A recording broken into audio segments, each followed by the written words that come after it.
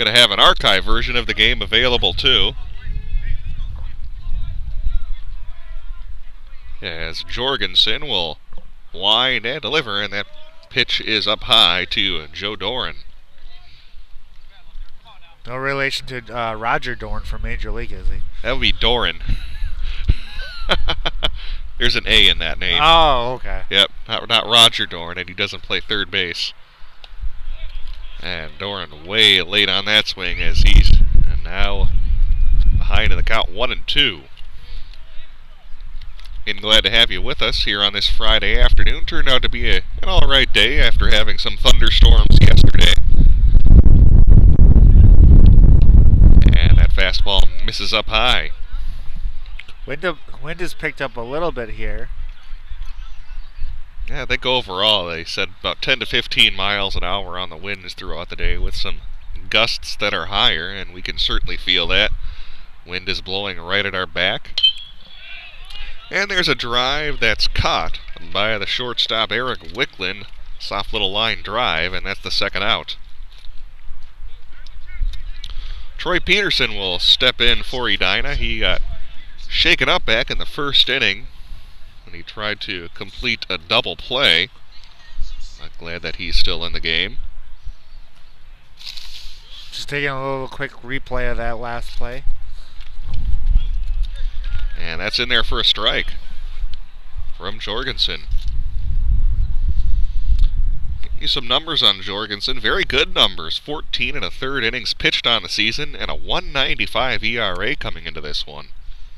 And so far looking awfully sharp. And that's a called strike to Troy Peterson as he's now behind in the count 0-2. Krister Woodley running camera for us. He's in charge of, well, the field camera.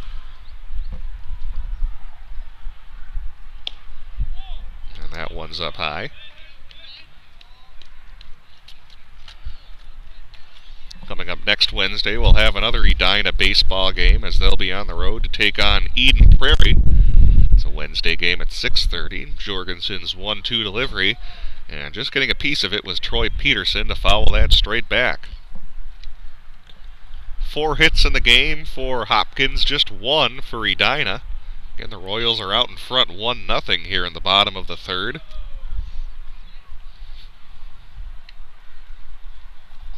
Definitely the Hornets having a lot of youth this year and probably a lot of inexperience at this level now. And they're looking for the youngsters to step up, especially for when they start the Legion Ball season. They'll get some more experience. And they lost a number of very, very talented pitchers off of last year's squad. There's the 2-2 pitch on the way. Called third strike as Troy Peterson's rung up, and that'll do it here for the Hornets in the bottom of the third inning. 3 complete. Hopkins out in front 1-0. You're listening to high school baseball here on PSB Media.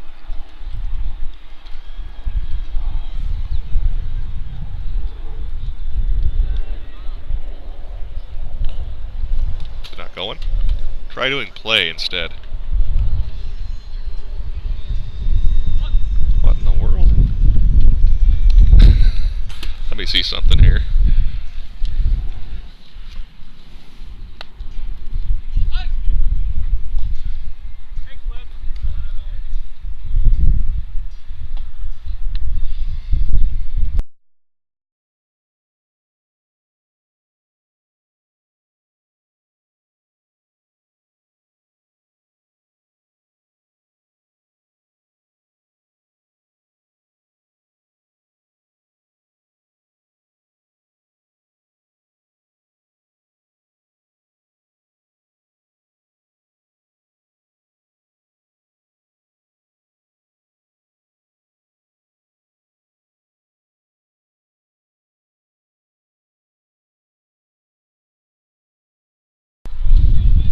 And welcome back here to Courtney Fields at Braemar Park as we head to the 4th inning.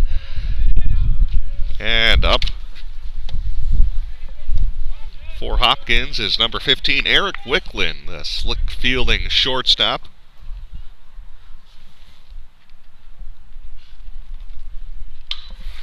And hit a ground ball up the middle, fielded cleanly by the shortstop Troy Peterson as he's able to gun down Eric Wickland for out number 1 here in the 4th inning. Showing his nice strong arm there, grabbing it, kind of a short hopper there. He had to come in on it and made a nice scoop and then nice throw over to first. And that's a called strike to the next hitter here for Hopkins. That's Josh Gallup. Gallup on the season, .304 batting average with a couple of RBI. Left-handed hitter here for the Royals.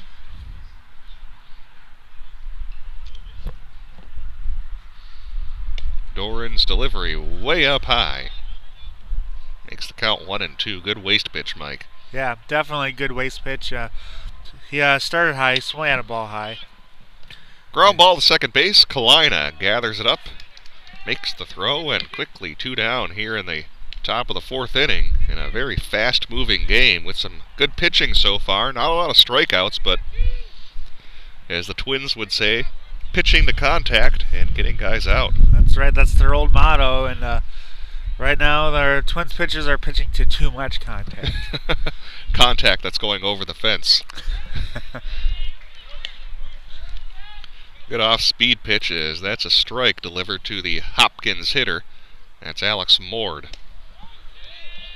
And Mord quickly behind 0-2, looking at a couple of pitches as Joe Doran working quickly. Doran a little bit of a longer look. Still waiting. And now he gets the pitch he wants, delivers, and that one misses outside. Good waist pitch again. He likes his waist pitches high. See if he can get him swinging at anything junk.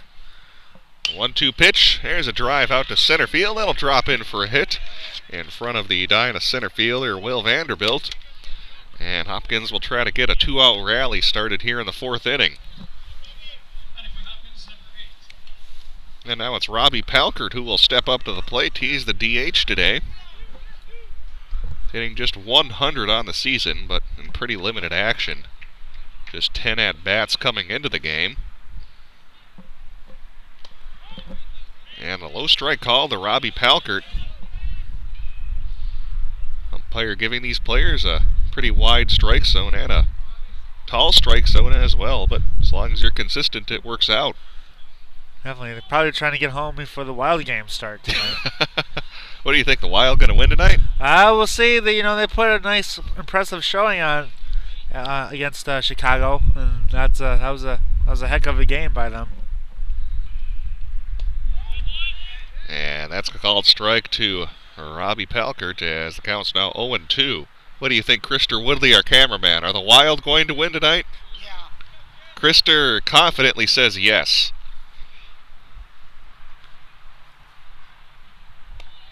Called third strike. A nice job to paint the black there by Joe Doran. And Hopkins is retired here in the 4th inning. 3.5 complete. Royals out in front of the Hornets 1-0 here on PSB.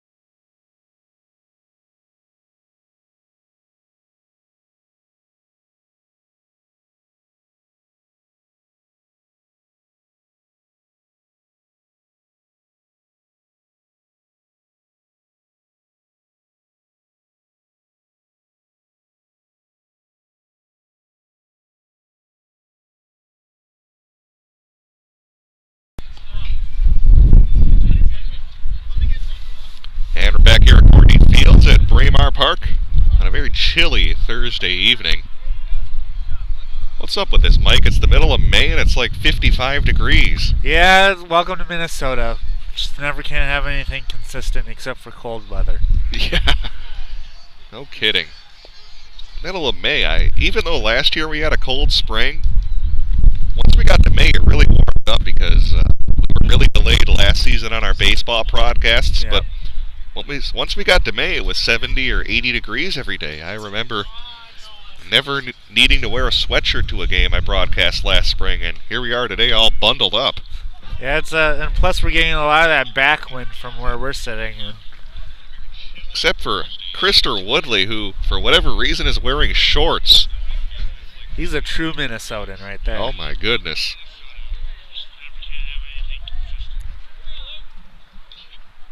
Dylan Malmquist is at the plate for Edina, a very talented hockey player. In fact, he'll be playing for Notre Dame in a couple of years,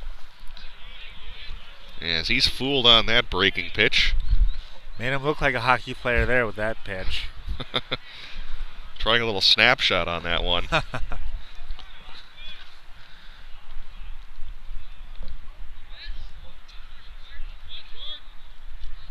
Malmquist, in terms of his hockey season, didn't quite put up huge numbers, but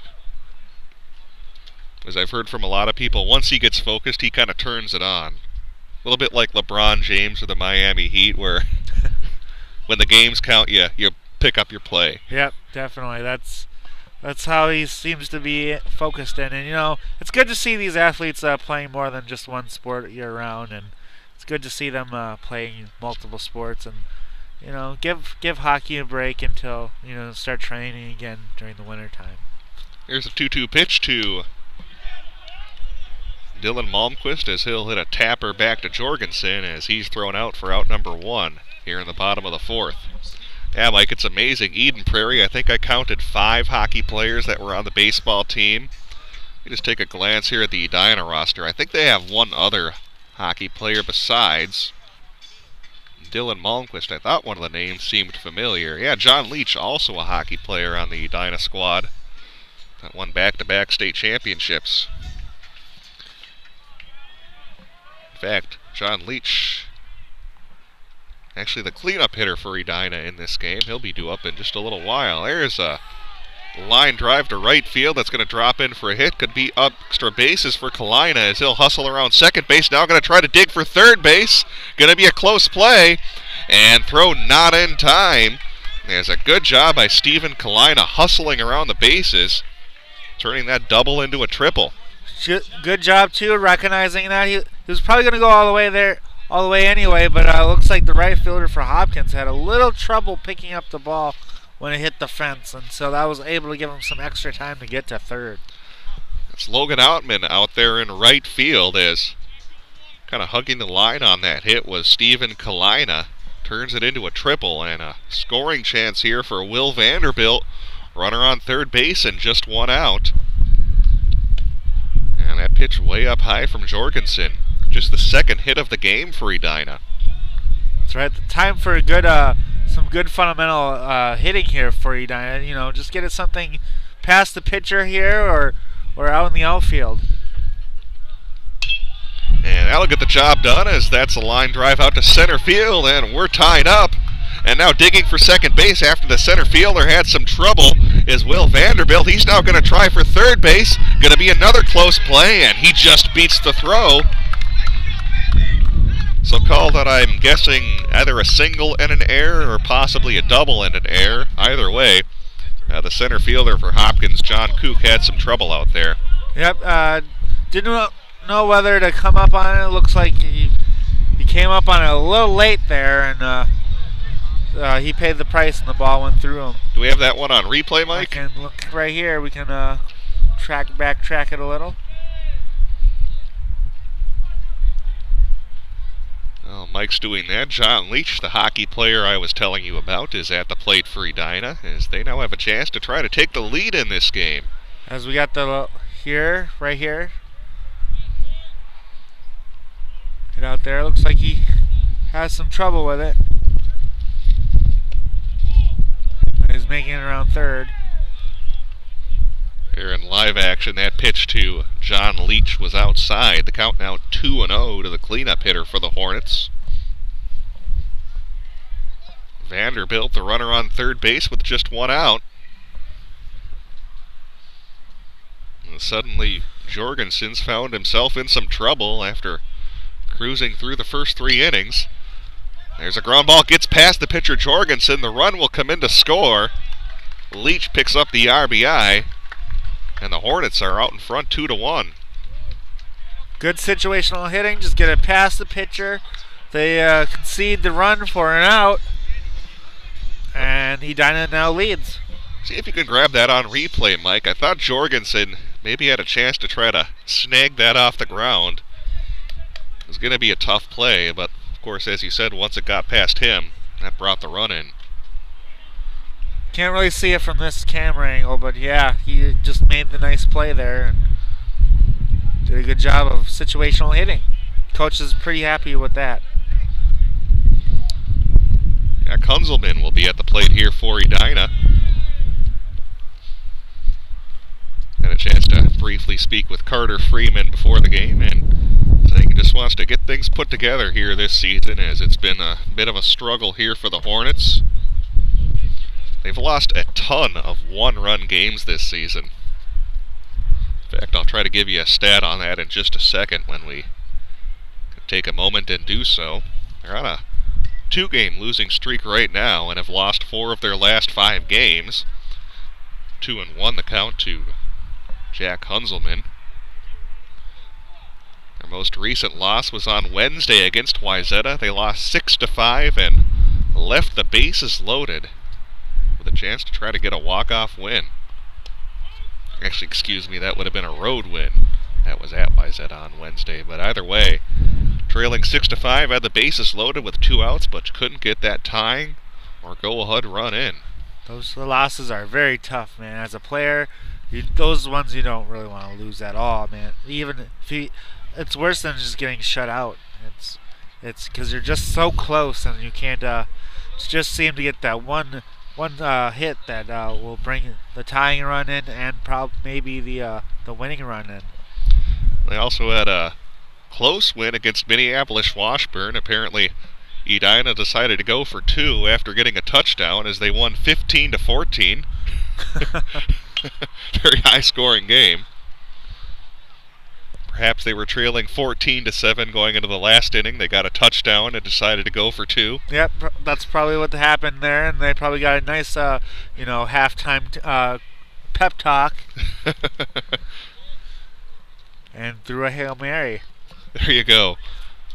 Hornets also earlier lost a 1-run game to Eden Prairie.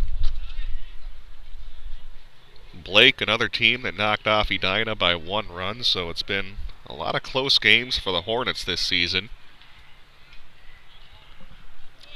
So even though they're well below 500, they're still a very competitive team. Full count to Hunzelman as he skies that one way up into the air. Gallup able to make the catch, and 4 complete. Edina has taken a 2-1 lead after getting a triple and then a single plus an error. We'll head to the 5th inning up next. 2-1 Hornets lead.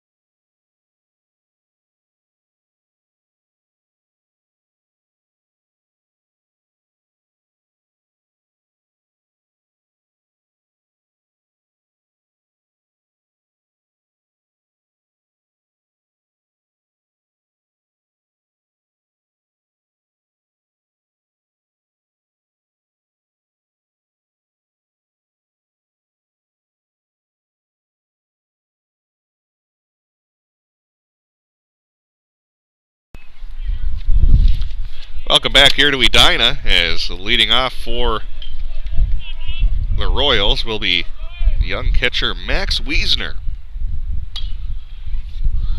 As Wiesner will pop one up down the first base line, And that'll be just out of the reach of the first baseman, David Robbins.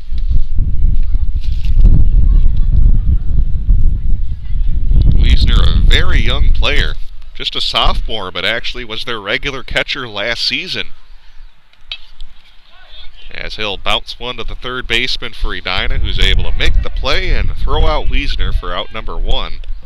That's Tyler Eckberg seeing some time over at third base for the Hornets. Not often you can say you're a grizzled veteran when you're a sophomore, Mike. No. He got some playing time last year as a regular catcher, and it just goes to show how pretty good of a player he is if he's going to start on a varsity team his freshman year. And to be a catcher, too, so that's taking control of their pitching staff and calming people down and being a real leader out there. Here's John Kook at the plate as the count's 1-1.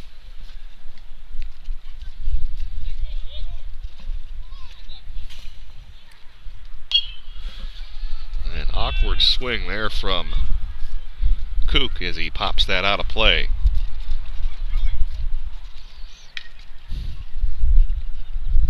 First year coaching for Coach Berger as the head coach for Hopkins, replacing longtime skipper Neil Lerner, who stepped down this season, pursuing some other opportunities. I think I read in a Sun Current article trying to take some graduate level courses to become a principal, it sounded like. Just goes to show at any age you can always improve your education. He was a long-time coach and also a long-time player for Hopkins.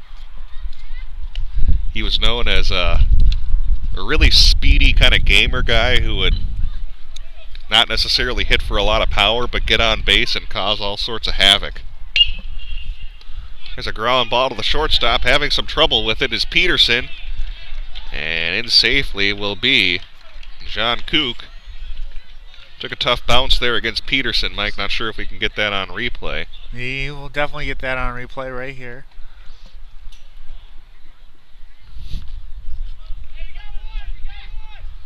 As we're watching here the play. And it's set. Here's the pitch there. And we'll look at him having a little trouble with it. And yeah, he kind of throws from his knees there. So we'll take you back to live action. Well, they checked the runner over at first base, Kook, who was safe. And here's the first pitch to the hitter, Sam Niedorf. And it clips the outside corner for a strike. 2-1 Edina here in the top of the 5th inning. 1 out. 0-1 pitch on the way from the Edina pitcher, Joe Doran, as he'll actually decide to hold it. Chain link fence got in my way. I thought he pitched it. Faked me out. We're actually behind a fence here down the third base line, just beyond the Edina dugout. And it looks like they are going to give the ball back and maybe take him out here. Or it could just be a huddle here for some strategy. I thought he waved to somebody over, but I guess it wasn't. Well, earlier there was a little bit of action throwing-wise here for a couple of Edina pitchers, and actually, Mike, you called it, we're going to get a new guy in the game. That's going to be John Libby, who will take over for Edina. So close the puck on Joe Doran, who pitched a good game, 4+ innings, giving up just 1 earned run, 5 hits, and he's responsible for the runner over at first base. No, actually, you know what? I think he's still in the game. Maybe it was just a defensive adjustment. I think shortstop. Oh, you're right. Yes, moved. Yeah, correct. Yep, the shortstop moved. So hold that thought. Yeah, Doran will stay in the game as he's going to have a conversation here with his catcher. That's Jack Hallstrand. Playing catcher here for Edina, taking over for Michael Grove. Graduated off last year's team.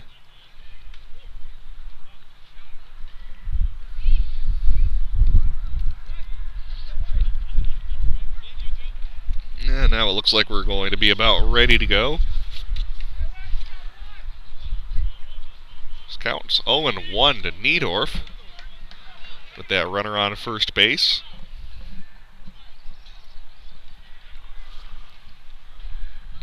As Doran Wines delivers. There's a bouncer to the second baseman. Will Vanderbilt turns around and will make the throw over to first base. Actually, check that Kalina, the second baseman, making that play. Couldn't quite get the tag there on Kook, but still is able to get the out at first base. Yeah. Couldn't get the lead runner, but he was able to make sure he gets an out there, which is smart. If you can't get the lead runner, make sure you get that other out.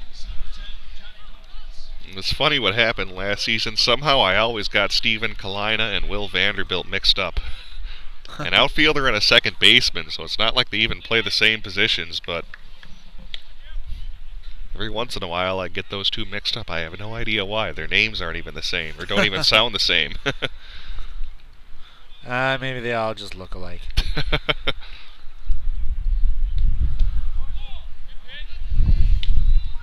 There's the 0-1 pitch to the number 3 hitter, Jimmy Coppels. As the count's evened up, 1-1. And good stop there by Holstrand to keep that in front of him. And more importantly, keep the runner, John Kook, over at second base. Yeah, good job of keeping it in front and kind of having it make sure it bounces kind of over the third base side so he could never get a good jump, and he was right there to pounce on it. And there's a drive out to left field. It'll fall in front of the left fielder for Edina. A run will come in to score, and we're tied up 2-2. As Jimmy Coppels will notch the ribby. Good job to get out in front of that one and drop it in front of the left fielder, John Hunzelman. And deuces are wild here on the scoreboard. All right. Good job, Disher.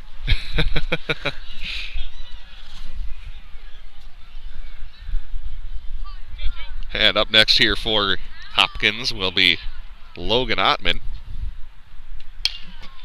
Ottman, a comebacker right to Joe Doran. Will make an underhanded flip to first base. And the Royals are retired here in the top of the 5th inning, but not before they come back and tie this game up. We're even at 2. 4.5 complete from Braemar.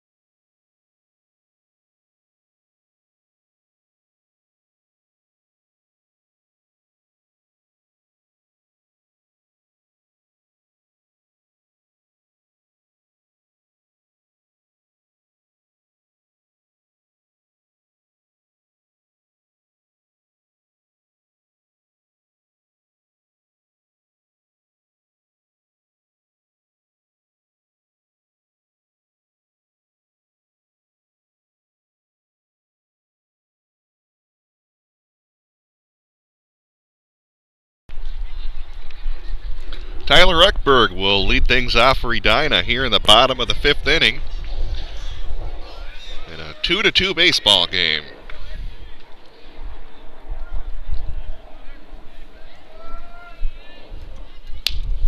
And that one's just up high to Eckberg. 1-0 the count.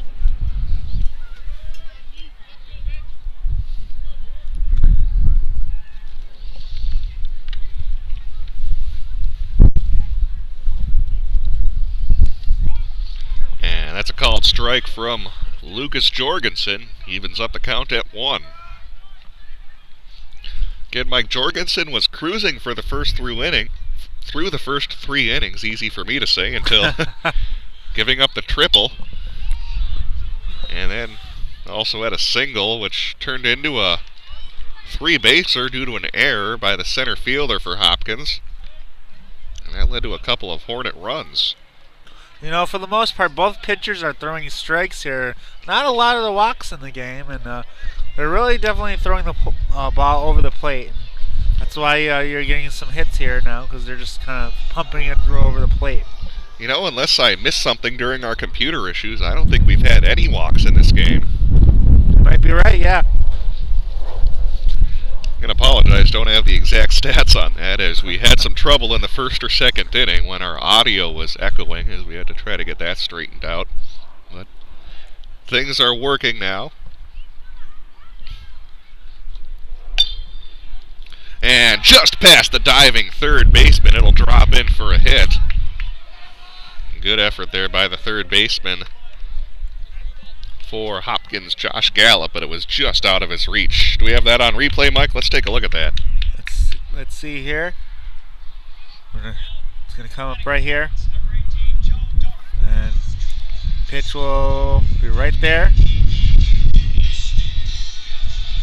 As we see it, jumps right in the outfield there as the outfielder picks it up. So good hitting. Maybe on replay, Mike. Was Gallup close to catching that one on the dive? On the replay, we didn't get to see that chance on the replay, but from what I look over here, he was really close trying to get it. So a runner on base here for Edina. It's their fourth hit of the game. Hopkins has 6. We're in the bottom of 5.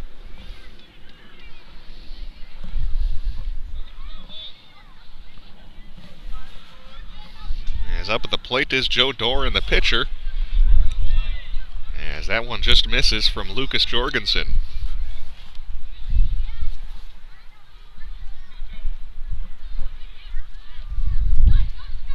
Jorgensen, very good control, just 5 walks in a little over 14 innings of work coming into this game, as Doran will foul that one back.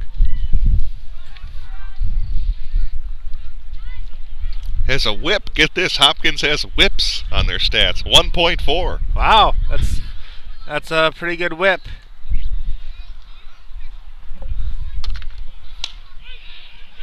And that's a called strike to Joe Doran.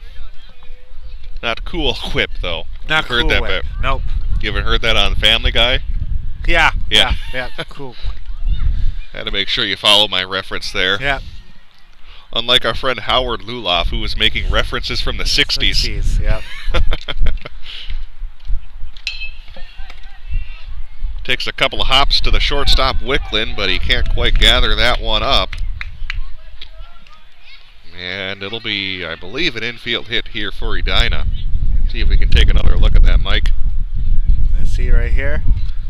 Here's the pitch coming.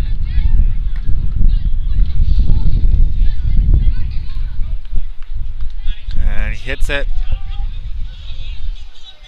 Running. Yeah, it kind of bobbles it there, and the third baseman picks it up. Shortstop probably thought it went past him, and so good job by the third baseman to recognize the ball was in front of him and pick it up. And yeah, that was Wicklund who was trying to make that play. Well, speaking of shortstops, Troy Peterson is out of the game, and replacing him is the hitter we're seeing right now. That's John Libby. Yep, Libby was replaced, and he's playing shortstop for the Hornets. Yep, Libby checked into the game for John Peterson, who again was a little shaken up back in the first inning trying to turn a double play. He went a few more innings after that, but the Edina coaching staff decided that maybe play things a little safe and make sure he doesn't aggravate anything else, so Peterson out of the game. Libby was on the varsity squad last season for Edina, if memory serves me right. As a bench player, and now he's into the game here in this one. Here's the 0-2 pitch, and just misses for a ball. He's a solid bench player, good person to come off the bench, and he can provide you with some production and some good defense.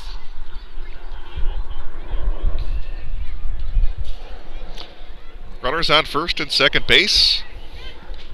One out here in the bottom of the fifth inning.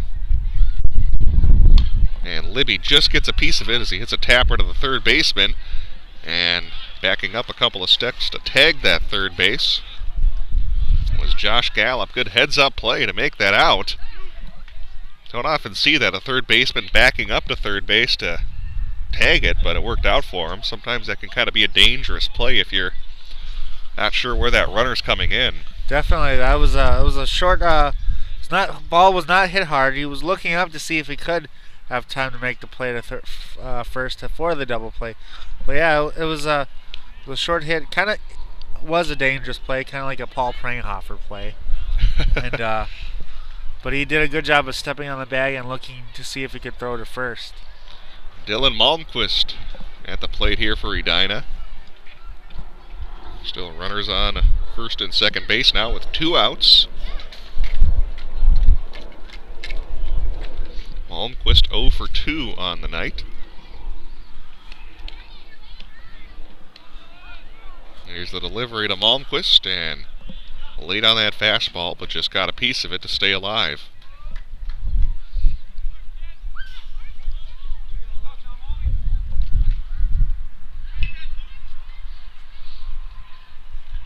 We talked about he'll be playing hockey at Notre Dame in a few years. I'm guessing, as most college hockey players do, will probably spend a year or two in the USHL before joining the Division I college hockey ranks.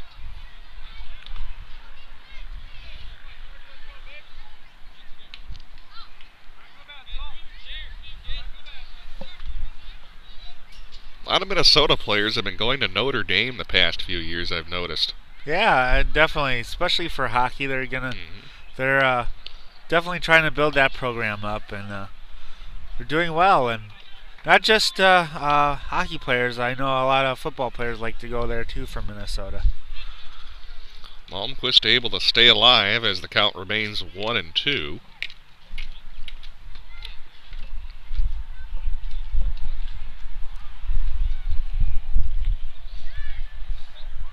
Jorgensen trying to get this final out here in the bottom of the fifth inning. And tries the off-speed pitch, but just misses. That was slow. Lulled us to sleep a little. About the slowest pitch we've seen. Jorgensen throw tonight, trying to surprise Dylan Malmquist. Here's the 2-2, but the umpire calls time. Trying to throw the pitcher off his rhythm. And yeah, we got Deuces Wild again here. We got number 20 at bat. 2 balls, 2 strikes, 2-2 score, 2 outs. And 2 errors 2 by errors. Hopkins. There you go. There you go.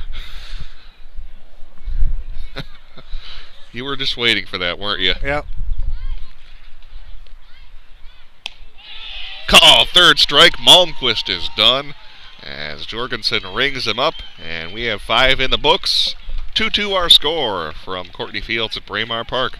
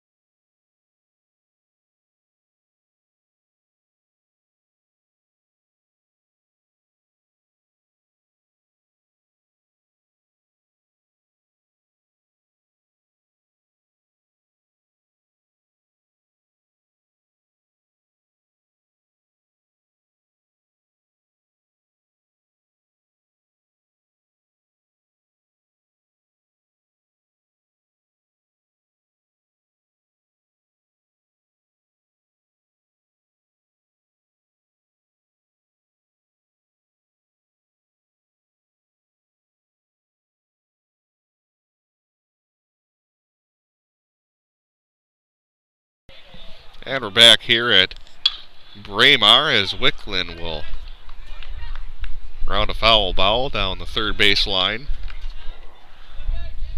Been a good game so far. Pitching's been pretty good. Both teams have committed a couple of errors. As Wicklin, another bouncer to the third baseman, but unable to gather that one up. Was Edina's number 22, who I actually don't have a name for, so we'll just call him number 22, not on the roster. The joys of high school sports. Yep. Always get those guys who aren't on the listed roster. He's their secret weapon. He had some trouble there with that bouncer from Wicklin. Wicklin does have good speed over there at first base. Sometimes those are tough plays, Mike. Were you an infielder and all back when you played baseball? Only in Little League I was a third baseman. But now I that I play in the adult league now, I actually moved to second base. So. Oh, okay. They haven't DH'd you yet? Not yet.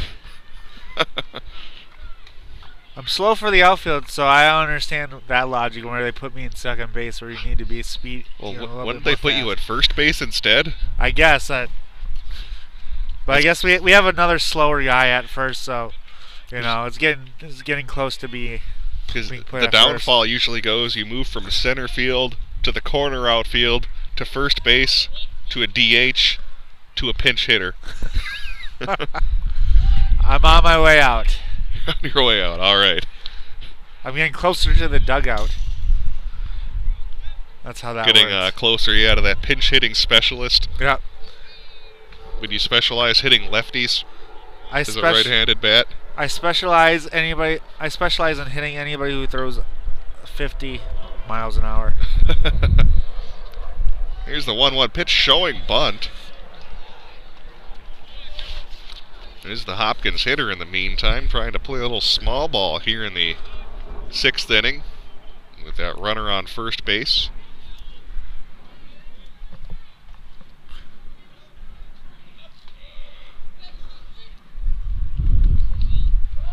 Gallup will show bunt again and can't quite get it down. 2-1 is the count. You gotta watch out for me on the base pass. They call me No Threat York. We'll see here if Gallup can get this bunt down to try to get that runner in scoring position. This time, not showing bunt. Interesting, since they switched bats in the high school league, how much more you see small ball play at the high school game. And he's going to draw a walk, will Josh Gallup, and we'll probably see another bunt situation coming up here for Hopkins with runners on first and second base. Nobody out in the top of the 6th inning in a tie game. Yep. They offer a little bit more pop now than a wood bat, but now it's basically to that where you have to be pretty strong to knock one out now. Alex Mord will be at the plate here for the Hopkins Royals, but he'll call timeout. We'll see if Mord will continue the small ball here for the Royals. Giving you some numbers on Alex Mord: .308 batting average, 8 RBI, 1 extra base hit, and that one's inside to Mord. No signs of bunting, and a third baseman for the Hornets is playing even with the bag. Oh, now he's elected to move in a little. Oh wait, no, I'm wrong. He's just playing with the dirt. No, that is the best play-by-play I've ever heard in a baseball game. He had me fooled. All right, here's the pitch to Mord. I love that, giving play-by-play of whether the third baseman is on the dirt or the grass. Oh, nope, he's playing with the grass. Never mind. That's why we got you as the engineer. That's right. Here's the 2. Oh, nope, they're... well, now you threw me off. That's why you pay me to do that. That's right. All right, 2-0 is the count here to Alex Ford as we try to get focused. And that one's a called strike. It'll make it 2-1.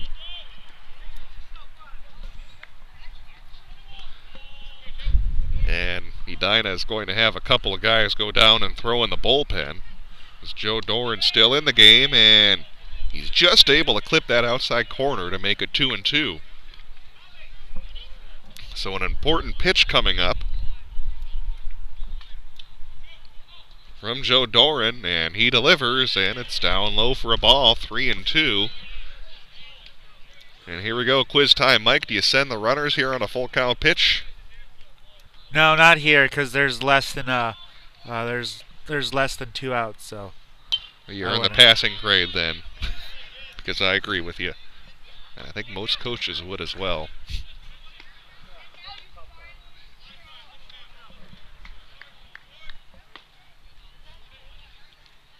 Where's the third baseman lined up, Mike?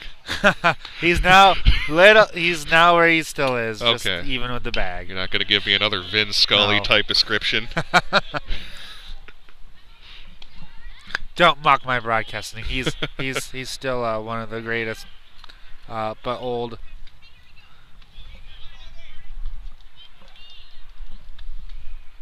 Here's the full count delivery, and that just misses as they're going to say Alex Mord held up on his swing. And the bases are loaded with nobody out. Mike apparently wants to draw some pictures as he's pulled up a painting program on the computer.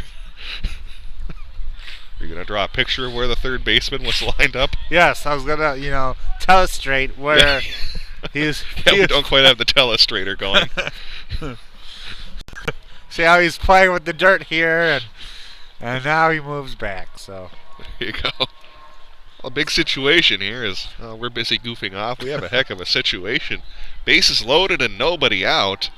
And it looks like Herder Freeman may be going to the pen here and putting David Robbins in one heck of a situation.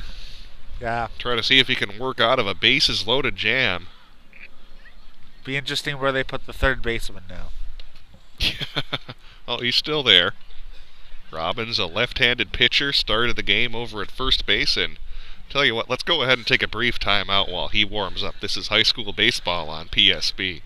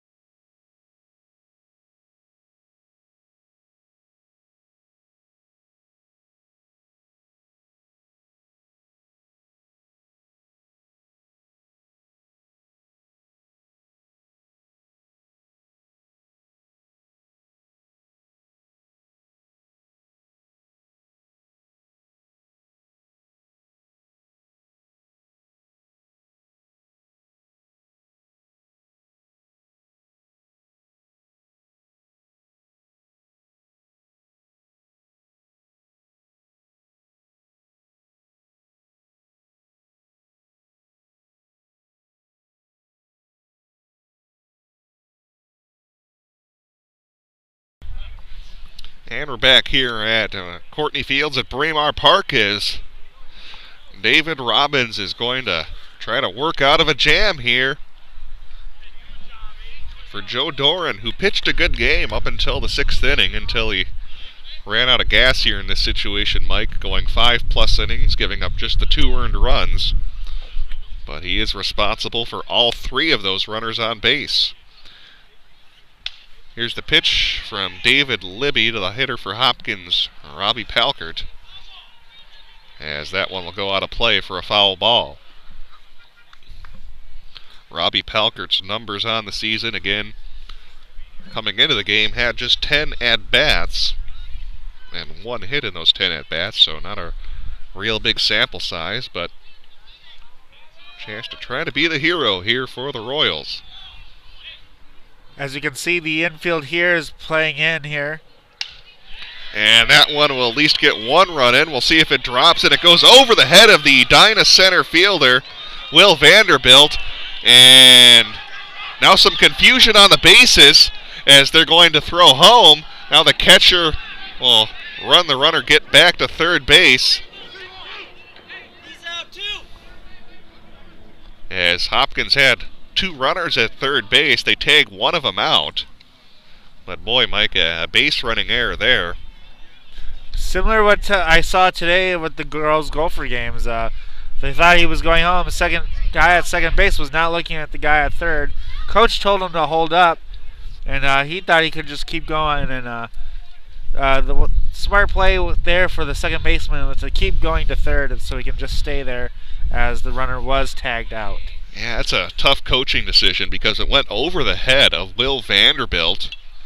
I thought for sure Hopkins was going to bring two, if not three runners home, but they actually stopped the potential second run about halfway to home plate. Then he went back to third base, and that created all sorts of confusion.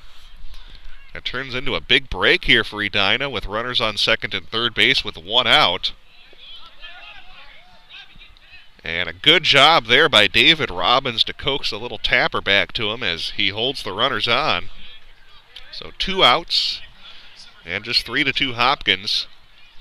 Again, it could have been 4-2 with runners on second and third base and nobody out.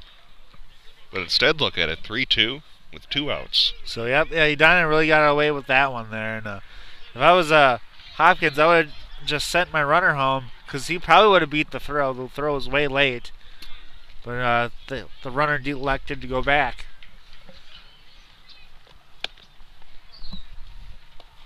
And that pitch is down low to John Koch, excuse me, as the count is 1-0. Good product placement there, Brett.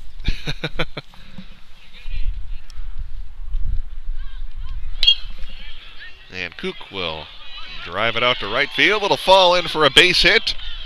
2 runs will come in to score, and it's 5-2 Royals.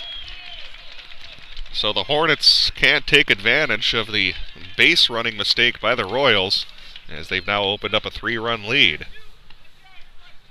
Another good piece of hitting there, and a tough situation for the Hornets pitcher to come in and with bases loaded like that. And, tough for any situation there for the pitcher.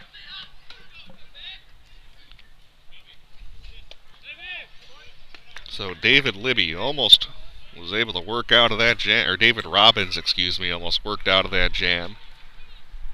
Got the 2 outs, but it was the big blow just a moment ago by the Hopkins hitter to give them a 5-2 lead.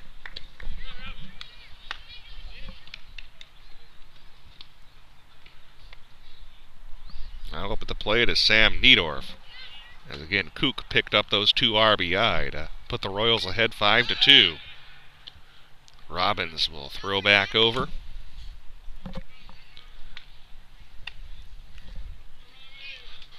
Well, both teams now have 2 errors on the scoreboard. As a slow pitch by Robbins, trying to pull the string on that one, misses. 2-1 the count.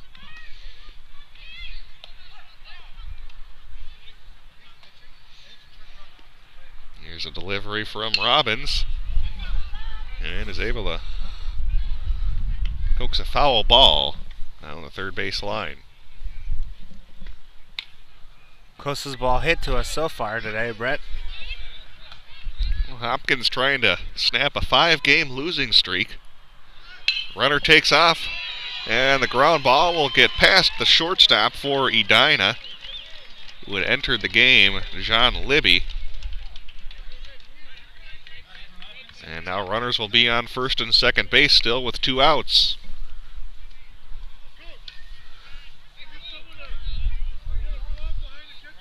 Jimmy Copples will be at the dish here for Hopkins. And taking a look at the numbers for Copples on the season, .294 batting average, 3 extra base hits, 6 RBI, and try to add to this total here in the at-bat. Pitch from Robbins is in there for a strike. Hopkins batters are really seeing right Robbins pitches very well here. Quite surprising. He kind of has that kind of elongated release point where you can really see it come out of his hands well. Can't really hide. He doesn't really hide it very well in his glove, where he takes a long time to see coming out of his hand. And for a batter, that's something you want to have. And the delivery just misses for a ball. Count now 2-1. Oh, hey, Mike, can we switch to the home plate cam? Yeah, yes, we can. All right. I got to be the backseat driver here.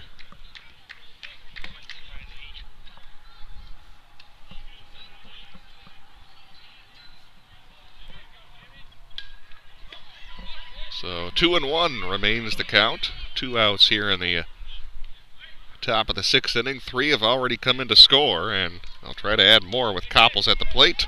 There's a called strike. We'll even things up 2-2.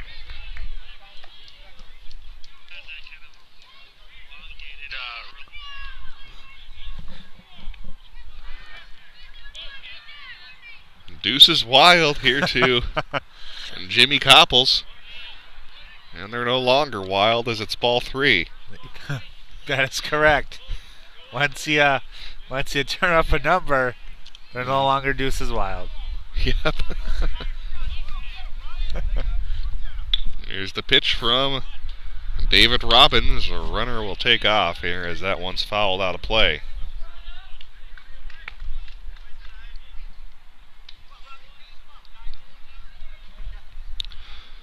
Royals in their most recent game dropped a tough one to Blaine by a score of 7-6. That was back on Wednesday.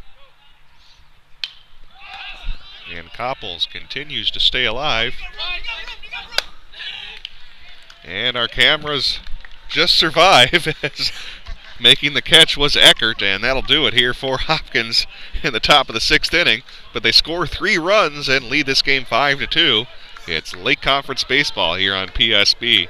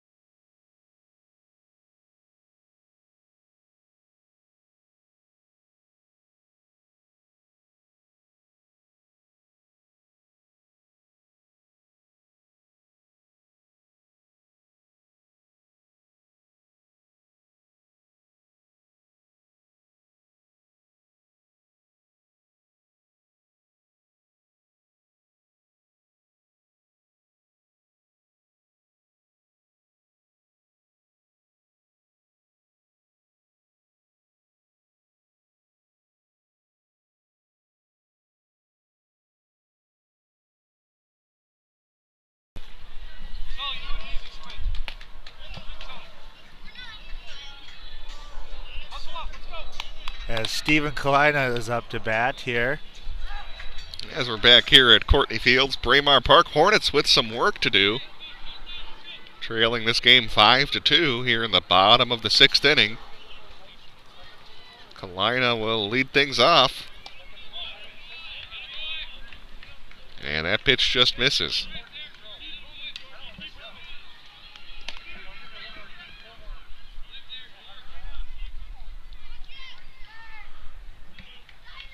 Start of the count was 0's wild. Bad joke. Here's a pop-up from Kalina. Wickland will make the play, and that's out number 1. Lucas Jorgensen still working here for Hopkins. Now has gone 5 1/3 innings, giving up just 2 runs and 4 hits. We'll take a little replay on that. As now up at the plate for Edina, going to be Will Vanderbilt.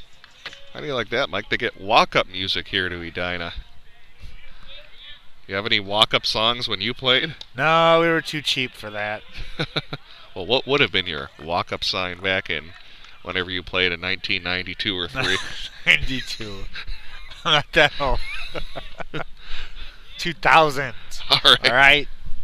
Here's the pitch to Will Vanderbilt, and that one's down low from Jorgensen. I'm only out of high school 10 years. All right. So. All right.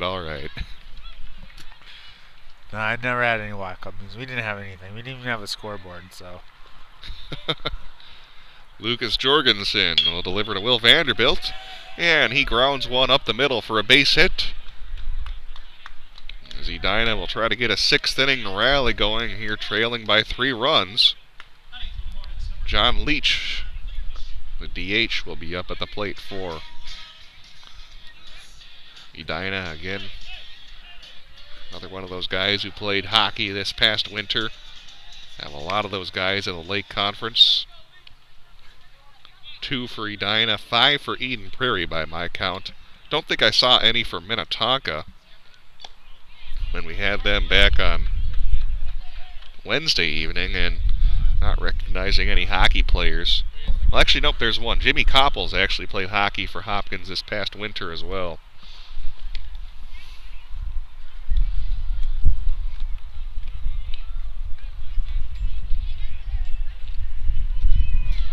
And that one will hit the fence, and that will allow Will Vanderbilt to check in over at second base. So a chance here for John Leach to drive that run in. Suppose if you can't really tie it up here in the inning, at least try to get a run or 2 in to put the pressure on in the bottom of the 7th inning. Jorgensen winds, delivers, and swing and a miss. Makes it 1-2.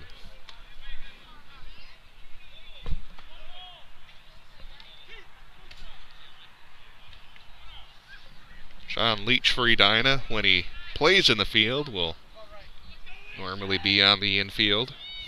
Tonight he's serving as the designated hitter,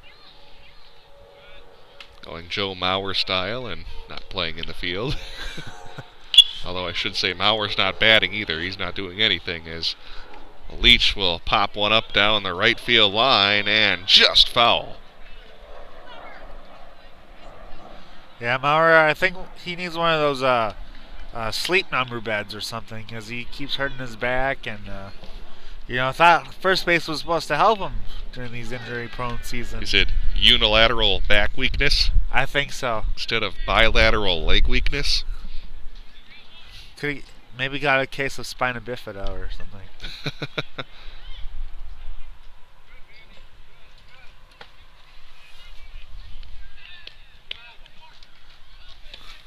Swing and a miss as he blows it past John Leach for strike 3. 2 down here in the bottom of the 6th inning, as the Royals are 4 outs away from coming away with a win here in this ball game. As actually Jack Hunzelman will come into the game for Edina.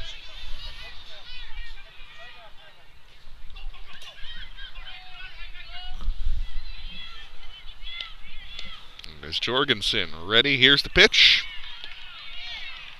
And the umpire says that one just misses for ball 1.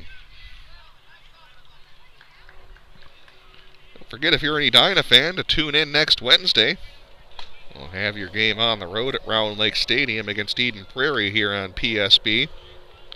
Mike, you and I will be out there for that one, along with Mike Peden, Adam Wells. Looking forward to it. He'll probably be seeing me on, well, not seeing me, but probably be watching my camera work.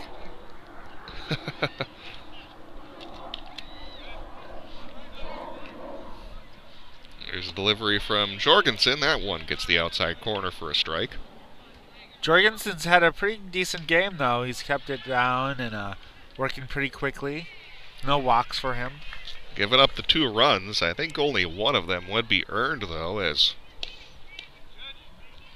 again, Edina turned a single into a 3-bagger due to an error in the outfield, and I think by my count that run will not be earned. So we'll call it 2 runs, only 1 earned. Charged here to Lucas Jorgensen so far. Jack Hunzelman at the plate. Here's the pitch.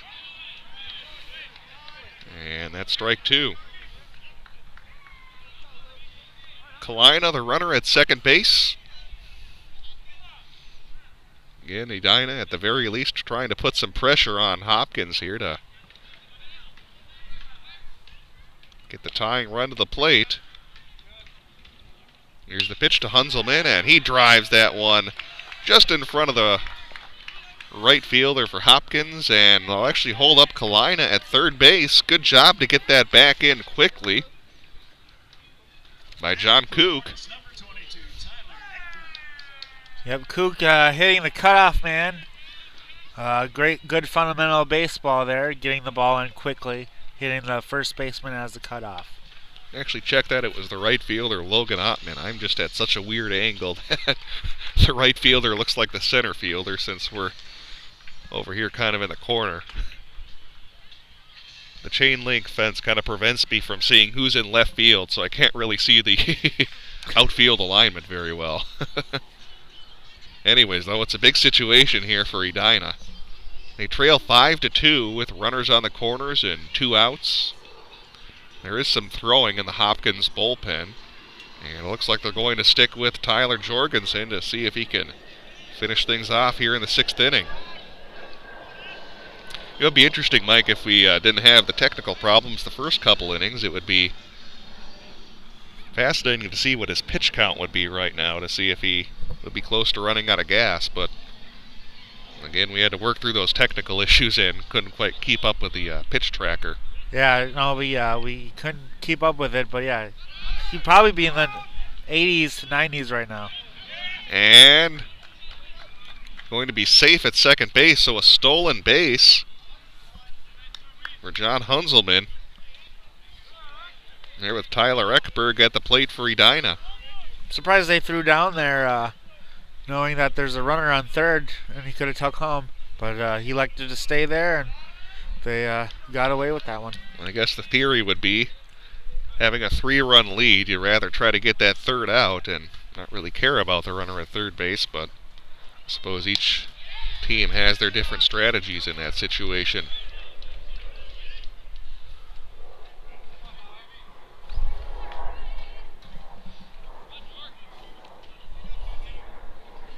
One is the count here to Tyler Ekberg. And that one's up high from Jorgensen, makes it 2-1. And Jorgensen having a very good season, 14 1/3 innings pitched heading into this game with a 1.95 ERA. Only 5 walks in those 14-plus innings.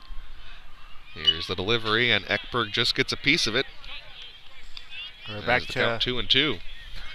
Back to your favorite count on the scoreboard. Not my favorite, it's your favorite. Not really. All right.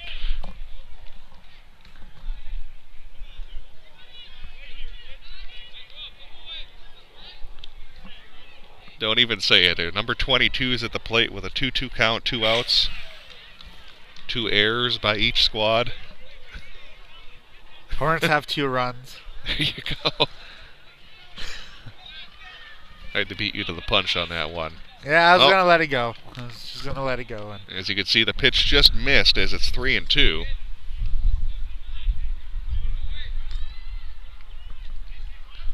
As Jorgensen will deliver. And it's up high, and bases juiced. Are loaded with the tying run on base, and now the potential go-ahead run at the plate. Just what you want. You got the ducks on the pond. Got a good hitter up. Let's see what they can do. They're going to bring in their relief pitcher in now for Hopkins. Yeah, Jorgensen's day is done. Pitching a very good game here for Hopkins. Just ran out of gas here in the 6th inning, as he'll go 5 2/3 innings, giving up 2 runs, only 1 earned, and he's responsible for all 3 runners on base. New pitcher will be in the game for Hopkins. We'll tell you about him in just a couple of seconds. This is high school baseball here on PSB Media, coverage of the Lake Conference.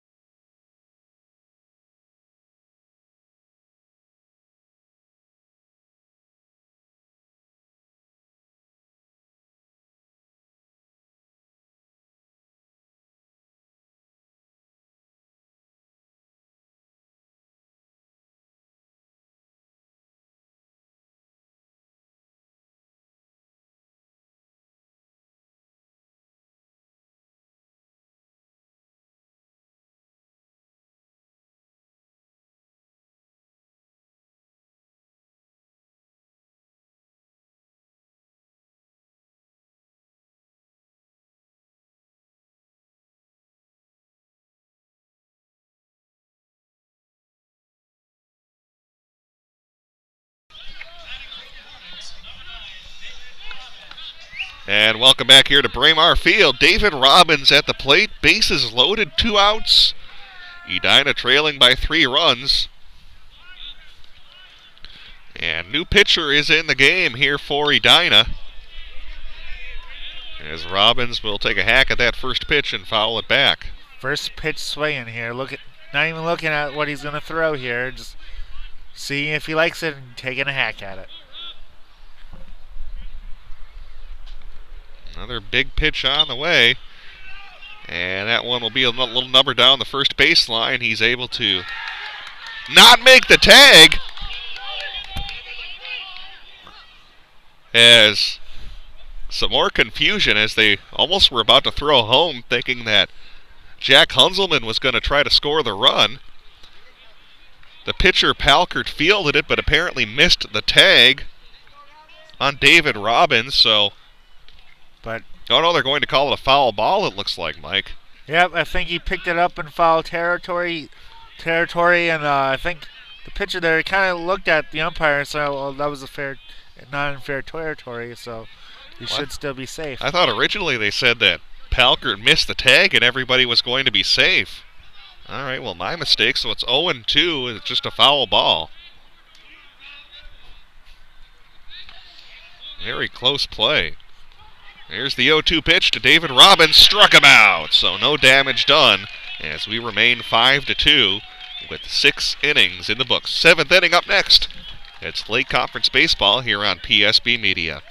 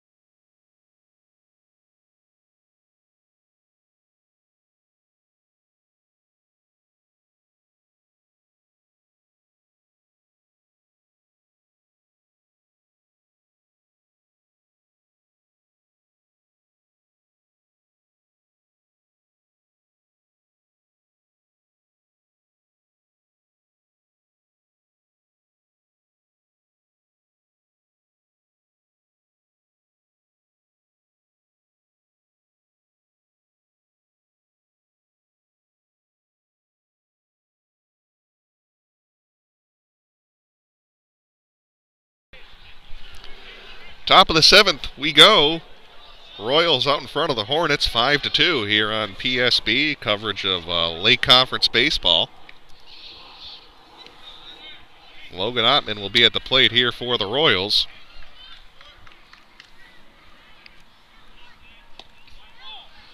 And that pitch just down low from the Edina right-hander who's entered the game.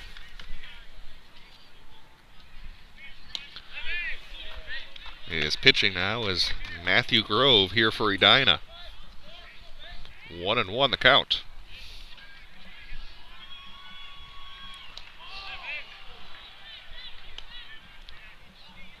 Good blow pitch there. Had him swinging. And not a good pitch you want, as a batter, you want to be swinging at. That one also down low, but holding up was Logan Ottman, so we'll even things up here 2-2. Grove ready.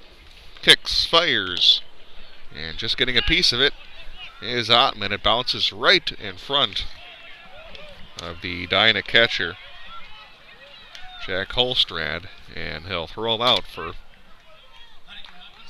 out number 1 here in the 7th inning. Eric Wicklund will step up to the plate. Wicklund, another starter from last year's Hopkins team.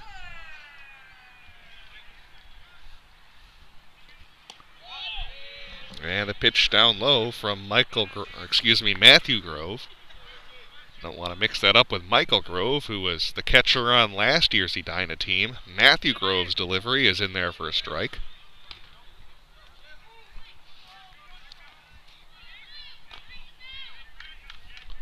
Grove ready. Here's the 2-1 delivery to Wicklund, and that one misses outside, 3-1.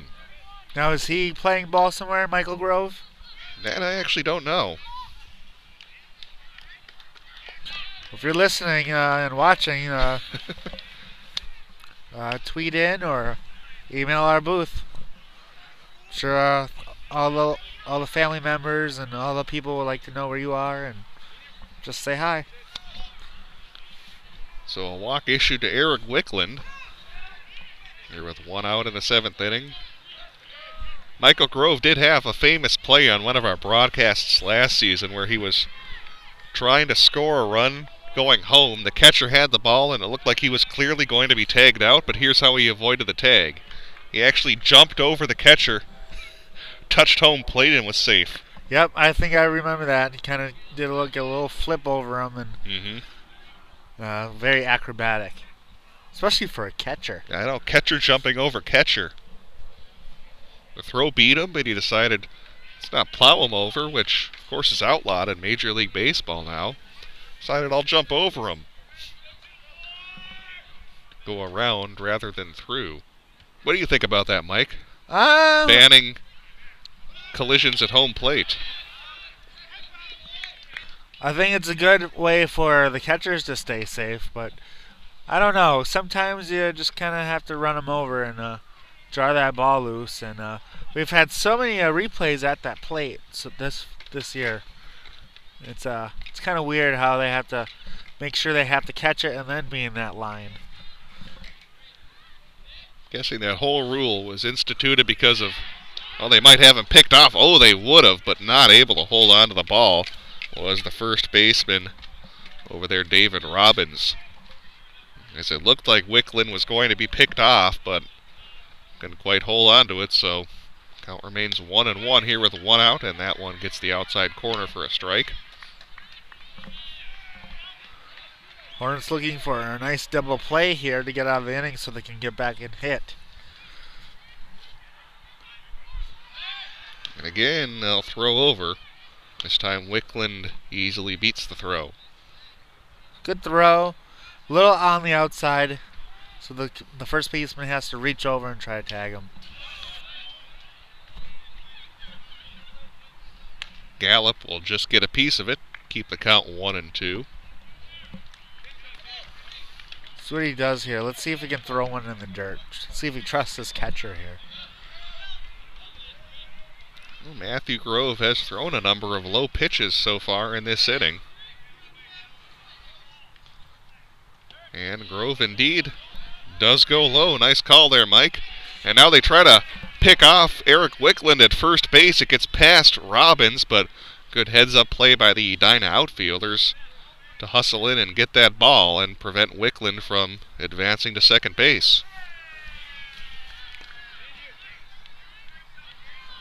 As a catcher, you don't want to really do anything over. Trying to do a little bit too much there by throwing down. And you just get back to the pitcher here, especially when you're down.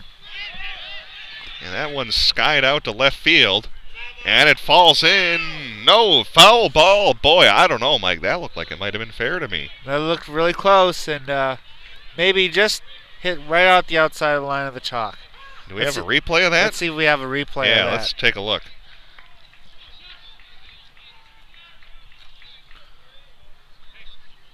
I'm interested to see this one, too, because from here we actually have a good vantage point down that left field line. Here's the hit. Inside out swing.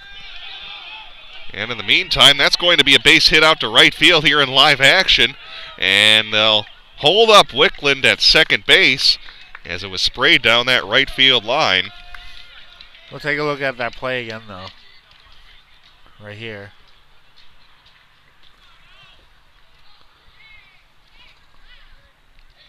So runners will be on first and second here with one out. Kind of tough to see from here. Didn't get quite a good angle on that. But that's okay.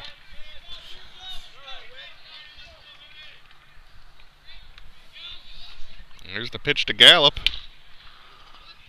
And ground ball to third base. Ekberg picks it up, throws it over to first. And that'll be out number 2.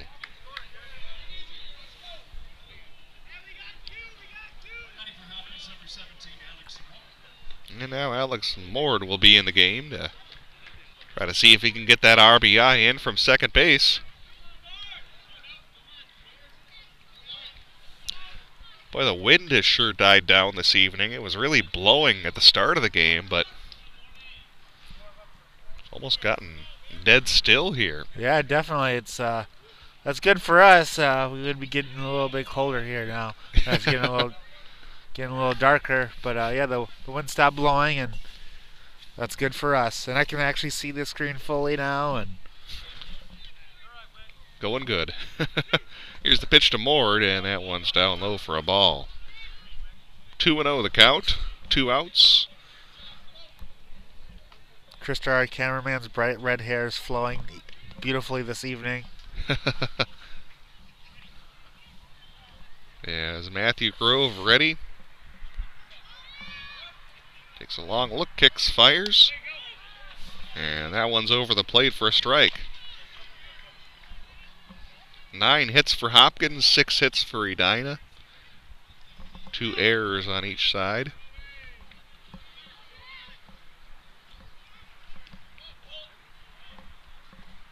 Delivery from Grove.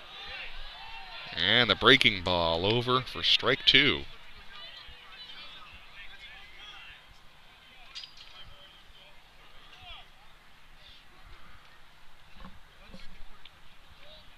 Grove ready. Here's the pitch. And gathered up by the shortstop, John Libby, excuse me. He throws it over to David Robbins for the out, and the Royals are retired here in the top of the 7th inning. Last chance for the Hornets coming up. 5-2 Hopkins.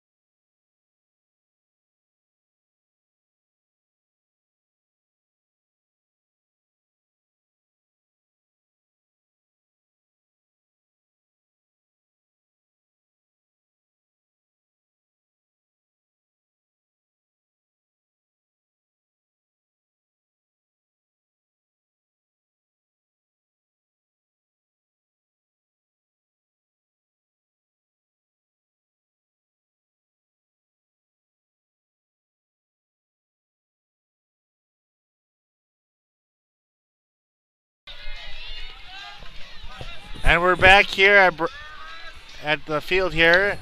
Strike one is in. Yeah, last chance here for Edina. Trailing by 3 runs here in the bottom of the 7th inning.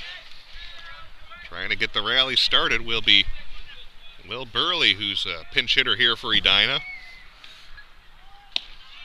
Here's the pitch from Robbie Palkert.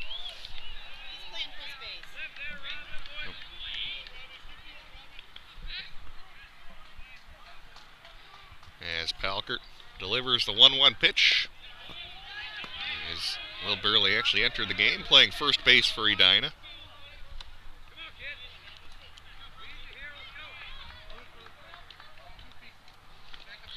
Palkert kicks, fires, and just getting a piece of it. That'll even up the count here at 2. Again, Hornets just need base runners here. You don't need to be anything special here. Just get on base. John Libby due up next. Here's the 2-2 delivery. And out in front of it was number 28, Will Burley, as he'll strike out. As the Hornets down to their final 2 outs. Here with John Libby stepping up to the plate.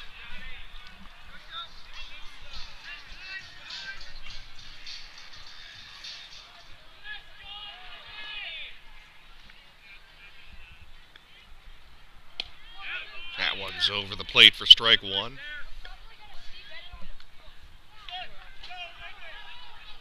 Palkert, I believe, Mike, would get a save if he was able to hold things down here in the 7th. He'll miss inside for ball 1 to John Libby, who again entered the game during the middle innings to play shortstop in place of Peterson. Little number down the third baseline. Palkert, off-balance throw, will pull the first baseman Copples off the bag. And Edina has a base runner aboard. So the tying run will be on deck as Dylan Malmquist will step up to the plate. 1-out rally, that's what they're searching for the Hornets today. And let's see if they can do it. Get some more base runners on. It's going to be a nice little hefty task for them. Here's the pitch from Palkert to Malmquist as he'll foul that one straight back.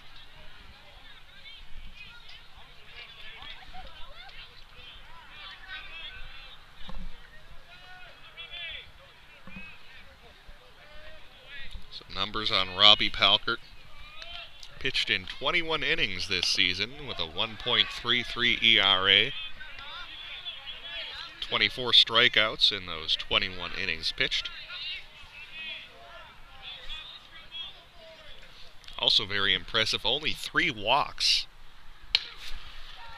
Driven to left center field, and that'll fall in front of the left fielder and drop in, as Edina will bring the tying run up to the plate, as Mord couldn't quite haul that one in as it fell just in front of him. Kind of hit that off the handle there, but it's not good for a base hit. He was strong enough to just kind of poke it out to left field. Now, very good hitter will be up at the plate, Steven Kalina. Will be followed by Will Vanderbilt, the number 2 and number 3 hitters, so certainly the guys you want up at the plate here for Edina.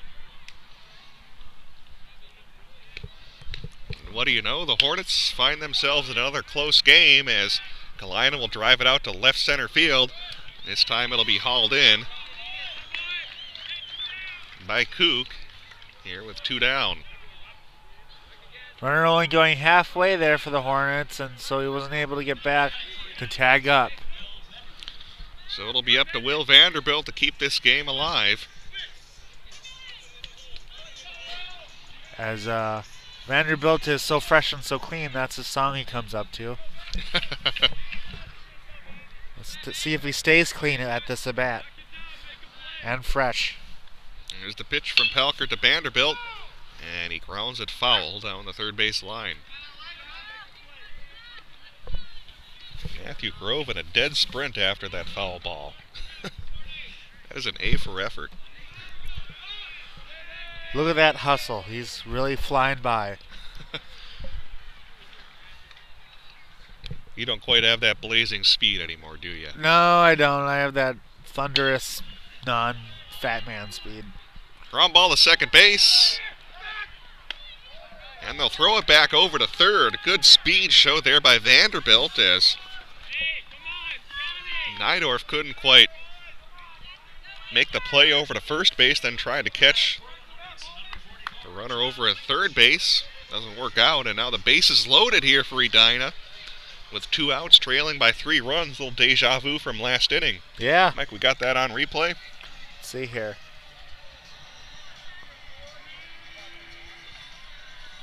Let's see if we can fast forward it possibly.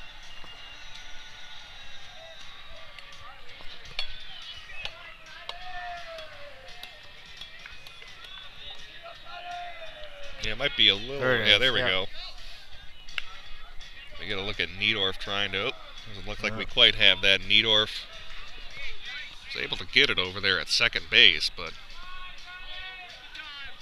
couldn't make the play to first base. Then tried to throw it over to first base to see if he could catch John Libby.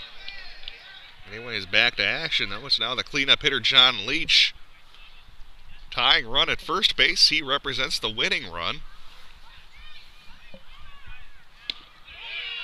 And that's strike 2 to John Leach as the Hornets are down to their last strike. He's got to now protect the plate. Pitcher can do whatever he wants with him now. He can throw outside, inside, down low. Here's the pitch from Palkert. Swing and a miss, and that'll do it. Hopkins will come away with a 5-2 victory over Edina. And that will snap a 5-game losing streak here from the Royals. And will help them avenge an earlier loss to the Hornets by a score of 5-2. In this one, it's, again, Hopkins winning 5-2. Giving you the totals, the Royals had 9 hits and 3 errors. Edina had 2 runs on 8 hits and 2 errors. Upcoming schedule, Hopkins will next play on Monday. They'll have a home game against Eden Prairie. Edina will next be at home against Andover for a game tomorrow afternoon. Again, final score here from Courtney Fields at Braemar Park. 5-2, Hopkins wins it over Edina. Thanks for tuning in, and have a good night.